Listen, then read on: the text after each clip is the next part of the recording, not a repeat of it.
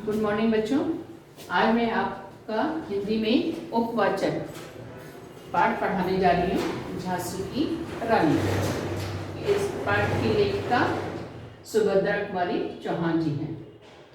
मैं आपको सारांश बता रही हूँ। सारांश लिखने के बाद प्रश्न मैं आपको बता देती हूँ। आप लोग प्रश्नों के उत्तर लिख लीजिएगा।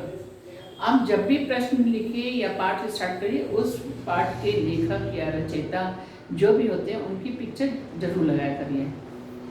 सारांश देखिए। रानी लक्ष्मीबाई बहुत ही वीर बहादुर थी। शस्त्र विद्या में वो बहुत निपुण थी। उन्होंने अंग्रेजों के साथ डटकर मुकाबला किया और अंत में वो वीर गति को प्राप्त हो गई। तो सारांश देखिए। रानी लक्ष्मीबाई का जन्म 19 नवंबर 1828 को काशी के अस्सी घाट वाराणसी में हुआ था।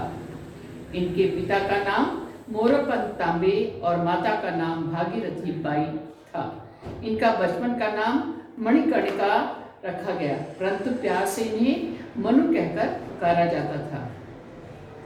मनु जब 4 साल की थी, उनकी मां का निधन हो गया। पत्नी के निधन के बाद मोरोपंत मनु को लेकर झांसी चले गए। मनु का बचपन उनके नाना के घर में बीता, जहाँ उन्हें छबीली कहते थे। छबीली कहकर वो पुकारी जाती थी। जब उनकी उम्र 12 साल की थी, तभी उनकी शादी झांसी के राजा गंगाधर राव के साथ हो गई। शादी के बाद झांसी की आर्थिक स्थिति में अप्रत्याशित सुधार हुआ।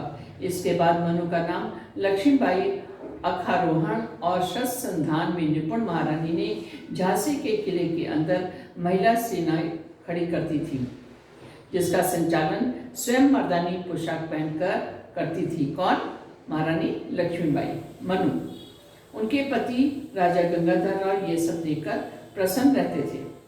कुछ समय बाद लक्ष्मीबाई ने एक पुत्र को जन्म दिया, पर कुछ महीने बाद बालक की मृत्यु हो गई।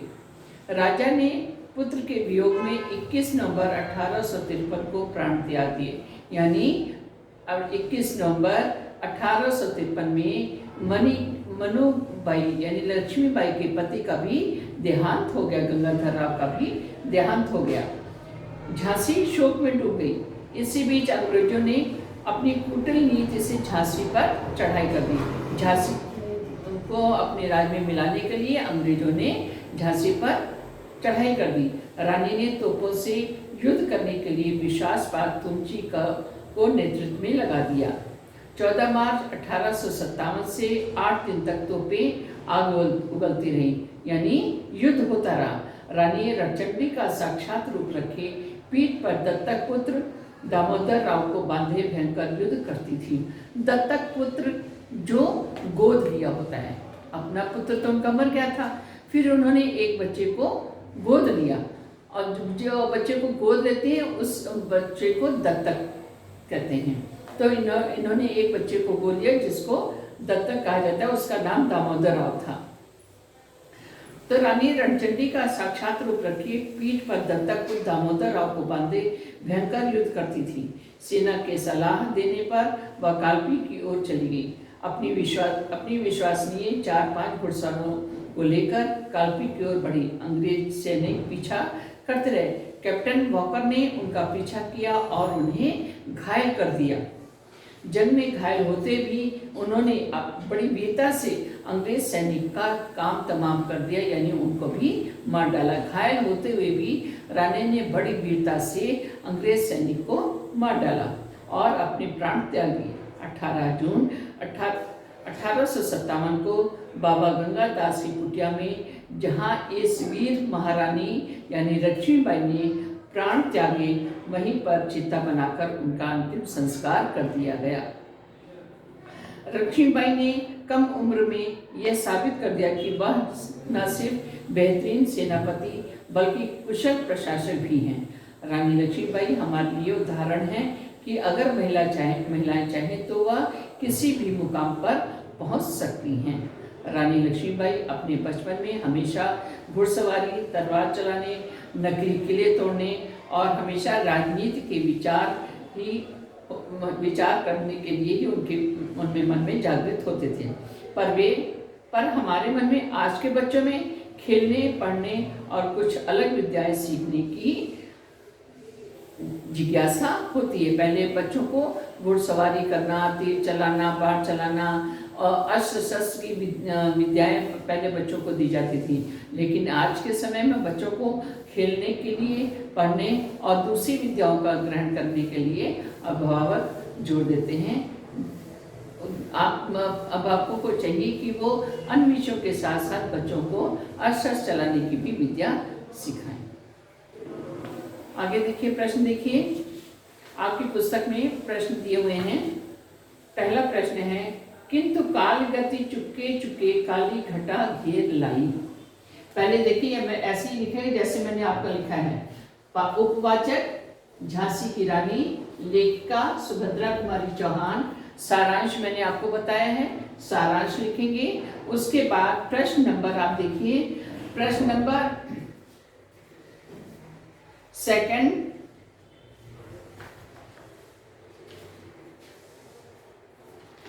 नहीं, फर्स्ट, सेकंड, थर्ड,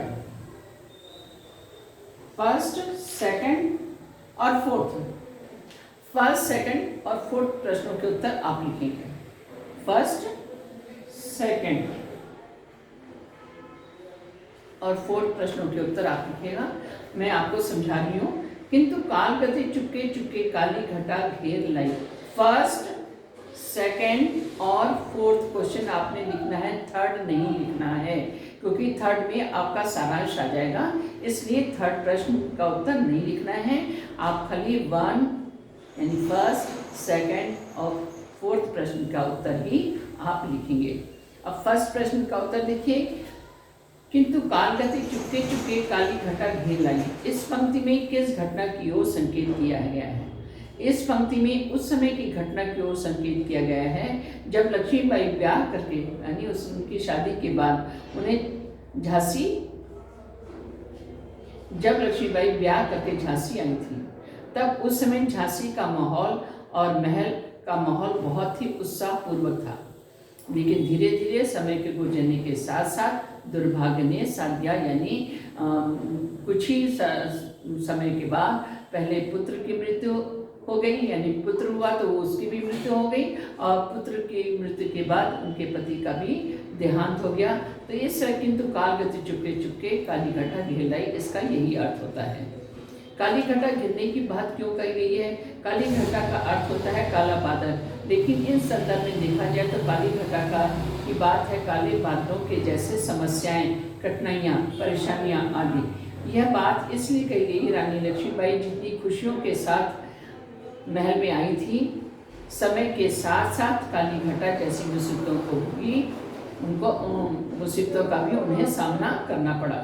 कविता की दूसरी पंक्ति में भारत को बूढ़ा कहकर और उसमें नई जवानी आने की बात कहकर सुभद्रा कुमारी चौहान क्या बताना चाहती हैं? कविता की दूसरी पंक्ति में भारत को बूढ़ा इसलिए कहा गया है कि झांसी की रानी लक्ष्मीबाई के झांसी में प्रवेश करने से पहले भारत पर अंग्रेजों का शासन कई सालों से ऐसा ही चला आ रहा था। जैसा कि एक बूढ़े में जवानी आए तो वह भी जोश से भर जाता है, यानी पहले अंग्रेजों का हमारे देश पर अधिकार था, हमारा देश गुलाम था, जैसा अंग्रेज चाहते थे वैसे ही सारे नियम लागू होते थे, तो दूसरों के अधीन थे, मनमाना कुछ भी नहीं कर सकते। तो उसकी तुलना किससे गई? बूढ़े से की गई। लेकिन धीरे धीरे जैसे जैसे हमारे देश के नेताओं ने देश को आज़ाद करने के लिए कदम बढ़ाते गए, वैसे वैसे उनमें भारत की जनता में, लोगों में जोश आता गया। तो बूढ़ा यानी हम लोग अंग्रेजों के, यानी भारतवासी अंग्रेजों के अधीन थे, जैसा चाहते थे वैसा करते, उसकी तुलना बूढ़े से की गई है। और जब देश को आज़ाद कराने के लिए भारत के नेताओं ने धीरे धीरे एक के बाद एक कदम बढ़ाते गए और जनता में जोश पैदा करते गए, देश को आज़ाद करते, इस तरह उनकी तुलना जवानी से की गई है। तो ऐसा पहले भारत पर अंग्रेजों का शासन कई सालों से था, जैसे एक बूढ़ा। फिर बूढ़े में जवानी आए तो वह अभी जोर से भर जाता है। ऐसा ही कुछ हुआ था। राजगद्दियाँ हिलने लगी, शासन में शासकों में नई जवानी जैसा जोश आया। सुभद्रा कुमारी चौहान ये बताना चाहती कि भारत में ब्रिटिशों का शासन था और भारतवासी गुलाम थे। ब्रिटिशों के राज्य का समय भारत बूढ़े की तरह रह गया था, लेकिन झांसी की रानी अपनी वीरता से बूढ़े जैसे भारत को नई जवानी नाम की आज़ादी दिलाई। महारानी लक्ष्मीबाई, तात्या टोपे, सुभाष चंद्र बोस, भगत सिंह, ऐसे बहुत से नेता थे जिन्होंने देश को आज़ाद कराने के लिए अनेक यातनाएं सही। अब ये इसमें थर्ड वाले में सारांश आता है। झांसी की रानी के जीवन की कहानी अपने शब्दों में लिखो और ये भी बताओ कि उनका बचपन तुम्हारे बचपन से कैसे अलग था। भारत में जब भी महिलाओं के सशक्तिकरण की बात होती है तो महान वीरांगना महारानी लक्ष्मीबाई की चर्चा जरूर होती है। रानी लक्ष्मीबाई न सिर्फ एक महान नाम है, बल्कि वह एक आदर्श हैं उन सभी महिलाओं के लिए जो खुद को बहादुर मानती हैं, और उनके लिए भी आदर्श है जो महिलाएं सोचती हैं कि वह महिलाएं हैं तो कुछ कर सकती हैं। उसके बाद इसमें जो मैंने आपको सारांश बताया है वो सारांश आप लिखिएगा। फोर्थ क्वेश्चन देखिए, वीर महिला की इस कहानी में कौन कौन से महापुरुषों के नाम आए हैं? इतिहास की कुछ अन्य वीर स्त्रियों की कहानियां खोजिए। इसमें कुछ उनके पिक्चर आपने लगाने। इस प्रश्न का उत्तर जब लिखेंगे तो आप कुछ की पिक्चर लगाएंगे इसमें महान पुरुषों के और स्त्री महिलाओं के। इस कहानी में पुरुषों के नाम शिवाजी, अर्जुन, डलहौजी, नाना दुंदुपंत, पेशवा तातिया, चतुर अजीमुल्ला, सरनाम अहमद शाह मौलवी, ठाकुर कुंवर सिंह, सैनिक अभिराम, लेफ्टिनेंट वाकर, सिंधिया आदि। इतिहास के कुछ अन्य वीर स्त्रियों के नाम सरोजिनी नायडू, इंदिरा गांधी, कमला नेहरू, विजयलक्ष्मी, पंडित एनी बेसेंट आदि। तो ये मैंने आपको प्रश्नों के उत्तर बता दिए हैं, आप लोग इसको पूरा कर लीजिएगा। धन्यवाद।